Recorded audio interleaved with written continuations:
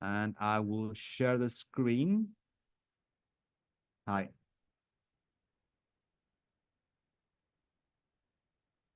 So, Hello, everyone. I'm Ann Borda. I'm actually, this is my alma mater, DIS. So it was some time ago when I graduated and in information studies here. So it's a real privilege to come and present this research seminar. I'm currently an ethics fellow at the Alan Turing Institute. This started in September of last year. And primarily, I've been using a lot of my informatics background in responding to how we practice applied ethics, particularly to different groups. And informatics background, which is my primary field, has been very useful in that, but it also brings the complexities of, thinking about AI literacy and what skills might be appropriate for different levels of stakeholders. I'd like to start with showing you online some of the work we've been doing. And it's also useful for you to maybe think about the ways in which skills tracks might be considered for particularly thinking about ethics and the different layers of consideration that we undertake when we are thinking about how we teach ethics to, as I mentioned, different audiences. I'm going to start with a program that has been in the running for a few years now. And Alan Turing had a partnership with the Office for AI to build a set of guidance documents on AI ethics and safety. And it's become the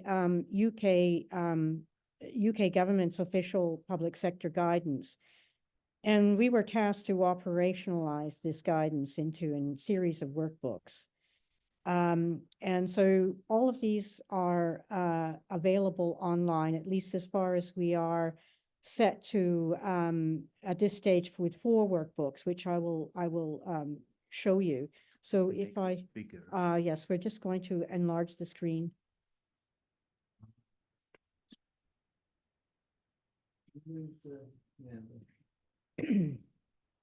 Don't have the slides. Yeah.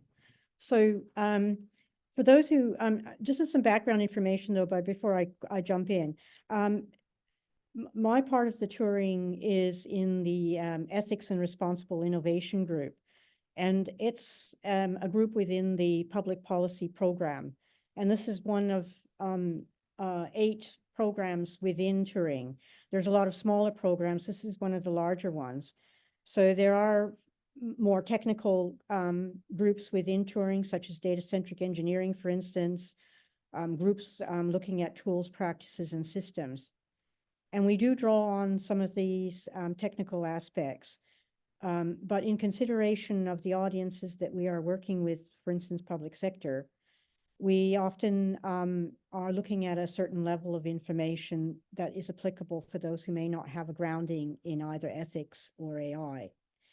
So if you're wondering, am I going to jump into looking at, baseline models and LLMs, we do touch on these areas of understanding. But in the area of ethics as it's applied for the public sector, we had to think very carefully about what we can usefully use to provide a skills oriented approach. So if you see this on the screen, we have a number of links which provide you to jump into this program. We have a number of tools, including videos. The highlight are the workbooks, which we launched in November of last year, 4 of which are published now, and we have 4 forthcoming.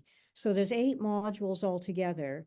The 4 modules that were published include an introduction, which includes what ethics is, and going into ideas of moral philosophy and bioethics, as well as drawing out components of AI, different types of data types, for instance, differences between labeled data, structured, unstructured data, what is machine learning, what is an algorithm, and then going further into various values and principles, which I'll come to in a moment. Our other workbook is on sustainability, and we have two parts to sustainability. It's a very big topic in how we look at sustainability, particularly the social technical aspects. And then we have another workbook on fairness, again, a very big topic, particularly when we're looking at bias and inequity. And the other four workbooks that are coming up are on explainability, on accountability, again, very big topics, data stewardship, and trying to think now what the eighth one is. But these are all forthcoming in the next month, which will be launched shortly, and I will let the department know so that you have access to these. We also have an online platform, which will be the focus of the for training for the public sector, and that will have a public component as well as a platform available for building up ethics champions within the public sector. So I'm going to jump into one of the workbooks now, and we basically have two products here. We have a summary brief for those who want just a quick overview, and then we have a more detailed workbook. So if I go into the guidance example, sorry, see, I'm human.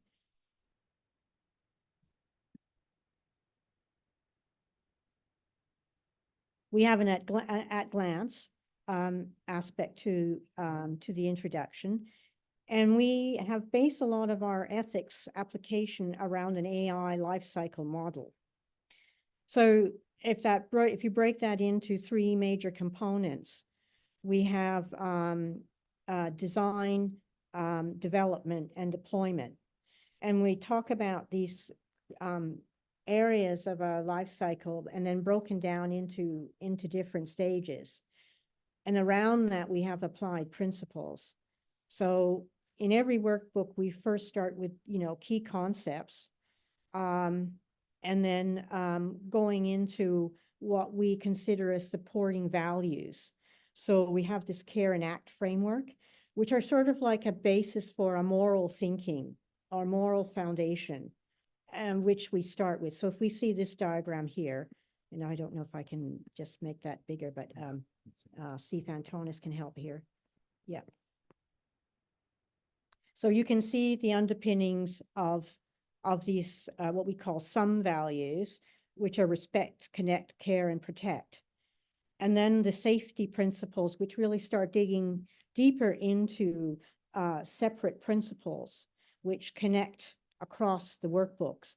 And the titles of the workbooks are very closely aligned to these principles. And then everything is wrapping into this, what we call process-based governance framework, which is built around this design, development, deployment conceptual model. So this is an example of the process-based governance model. Within the center, the design, development, deployment phases. And then we have the various colors representing the different safety principles. And around that, all the different stages, such as project planning, problem foundations, that's within the design phase. Within the development phase, we might have anything from, the model training and validation and model reporting. So we're breaking down into components. And then the deployment stages, and the ethics areas and principles are broken down into these areas within the respective workbooks. So that's a very quick snapshot of a guidance. And if we were to look at the full workbooks, you would begin to see case studies and what we have done in terms of working with, so I'm going to go into another workbook just to give you an idea of a topical area here. So if I go into sustainability, for instance, and you will see much more the considerations of where we are drawing out very specific areas so we have this relational diagram for each of the workbooks where we show the 8 workbooks in relation to the principles and the process-based governance framework. And each workbook is about up to 50 pages worth of material, including activities. And these are all downloadable. So anyone who would like to explore them further, I would be very grateful for comments. We have engaged research groups and early career researchers in the material of these workbooks, as well as public sector organizations. So we have worked with the NHS, the NICE in particular, MOJ, the Ministry of Justice. We've worked with the EHRC and other groups within the public sector to create case studies as well as comment on the material to see its appropriateness for building some sort of skills and AI ethical literacy. And it's very much an information management exercise as much as it is thinking about governance and other aspects in which the public sector are very keen to address. And through the different processes of where a government department or agency might consider in procuring, for instance, an AI system or developing one themselves. So we have brought in quite a lot of detail in terms of also case studies. So the sustainability one starts building up other tools, sort of like stakeholder impact assessment and where that sits within the 3 stages of the big project life cycle. So we're bringing in these socio-technical aspects. And you can see here where we build in the phases for stakeholder impact assessment in this initial chapter of this workbook.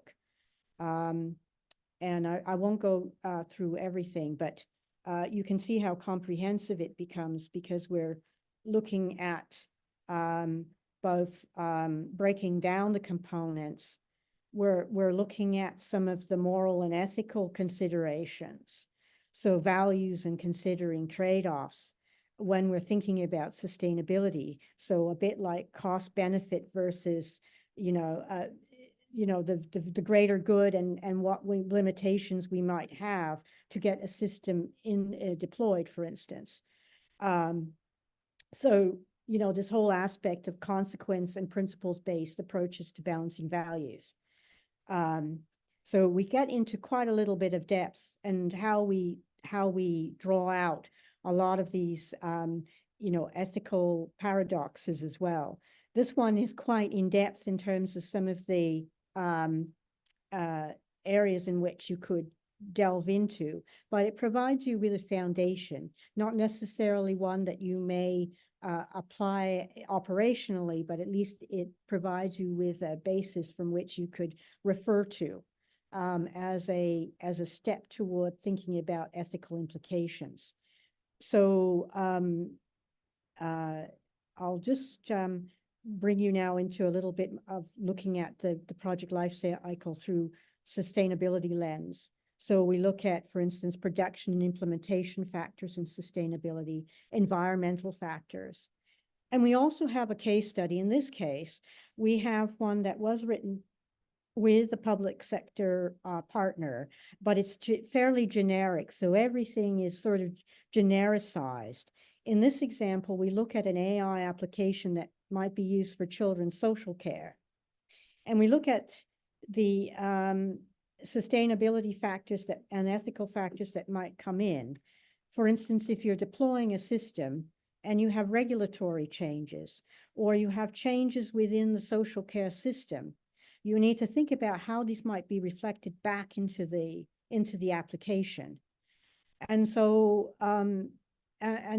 this brings in, of course, that project life cycle and stakeholder impact assessment and how those channels need to be very much in line with how we think about not just, that life cycle, but when it's in the wild, when we've actually deployed a system, how you have to think about all these underlying changes that might be happening concurrently and how they go back into the system, how we account for anything that may impact individuals who are, decisions are being made about their situation. And, vulnerable communities such as you might envision in a child social care situation. So we have different sectoral case studies in each workbook. So it also reflects a little bit about the partnerships we've had with different public sector partners in developing these guidelines. So I'll just briefly go into some of the activities we have. And this one is actually involving urban planning. And we have a number of very realistic looking case studies. As you can imagine, if you were sitting at the desk of a public sector department involved in urban planning, and you are thinking about building a tool which is helping with decision making, so different sorts of scenarios in which you might be using such a tool, and how you may be thinking about optimization or augmentation of this tool.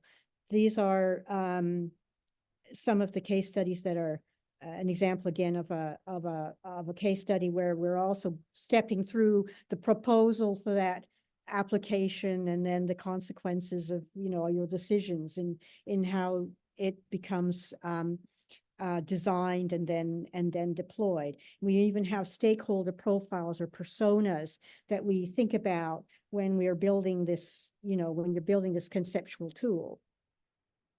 So this one is an example of one that's quite thoroughly drawn out.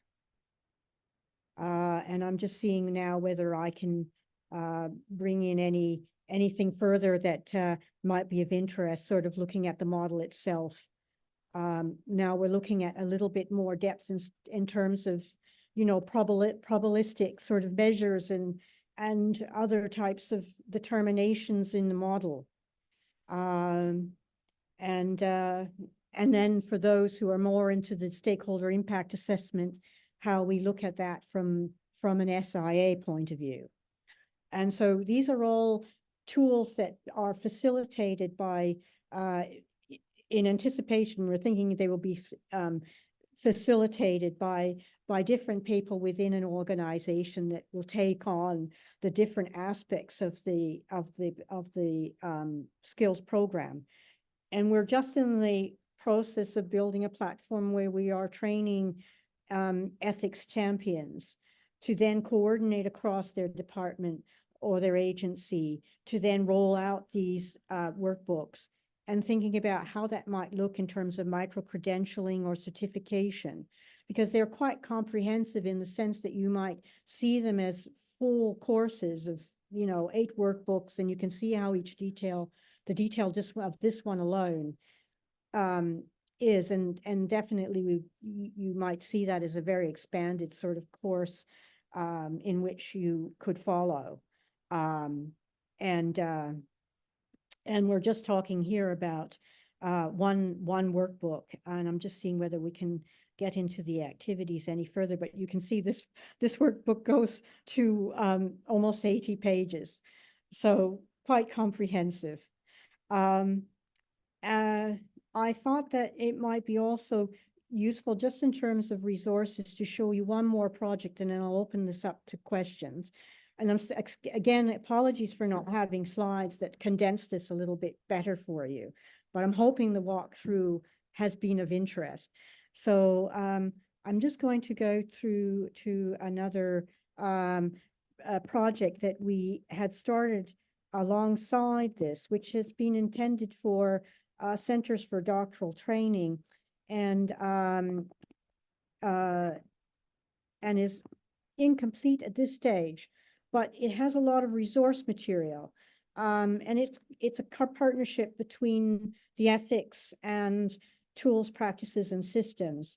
And it has been co-developed with some of the CDTs. And I spoke to Antonis about ways in which we could also look at this area more closely with DIS and how we could also partner, thinking about information literacy. And the distinction with your Turing Commons is it grew out much more from data science and from aspects of information management, open source modeling, because there's a connection also with something called Turing Way, which is a community involved in like open research and making available a lot of the resources online for doctoral students, but also for general public can obviously access all of this material as well. So the Turing Commons was much more around data-driven technologies in the wider sense, not so much narrowly on AI, but supposedly we have got a lot of requests about also making this a little bit more relevant to something like generative AI. So putting into context the work with the public sector guidance has been a lot more on old-fashioned AI, as Antonis and I were discussing earlier. Rules-based, supervised learning models.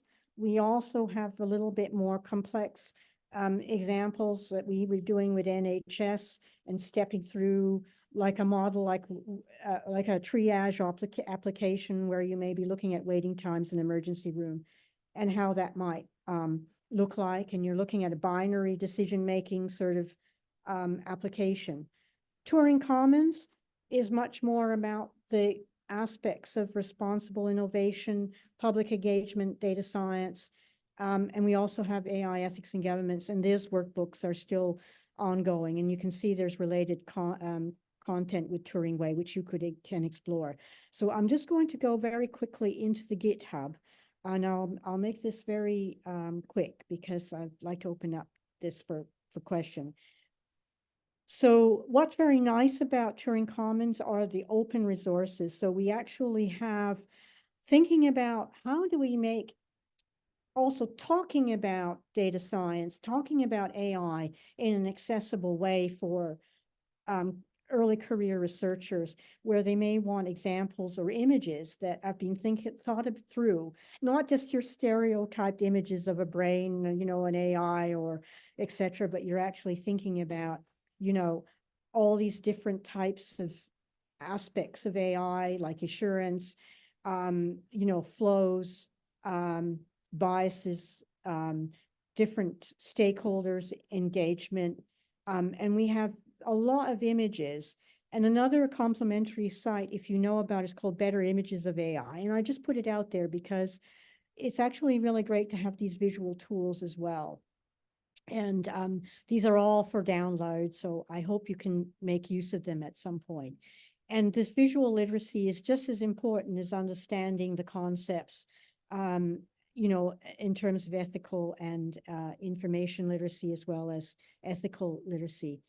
And then I will just go very quickly. We also have a very good set of case studies, which I will, and they're very health related.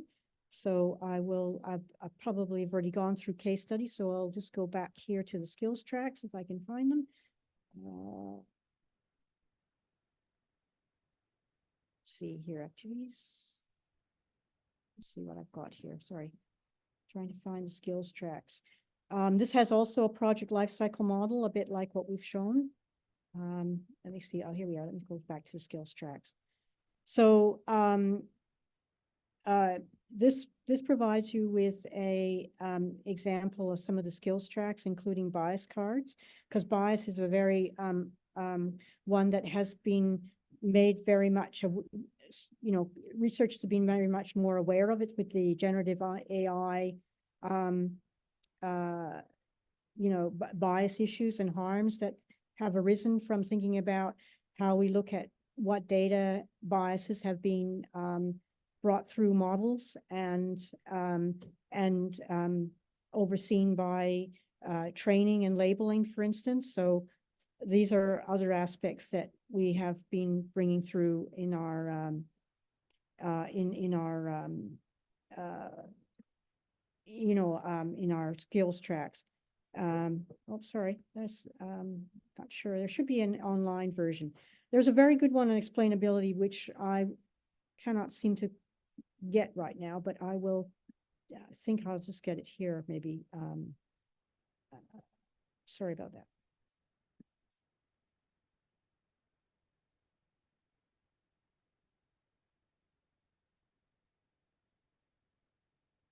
So these are all under revision, but the one on explainability, for instance, is an example where we've updated it for a Gen AI focused sort of skills area.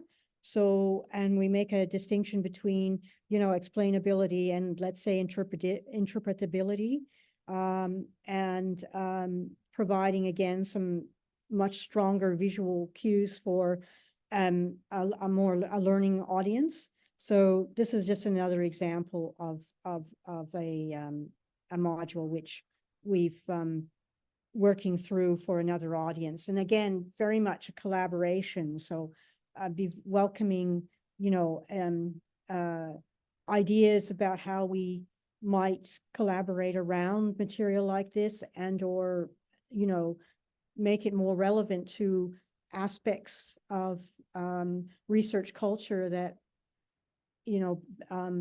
is very much a part of, let's say, DIS and the research interests of DIS.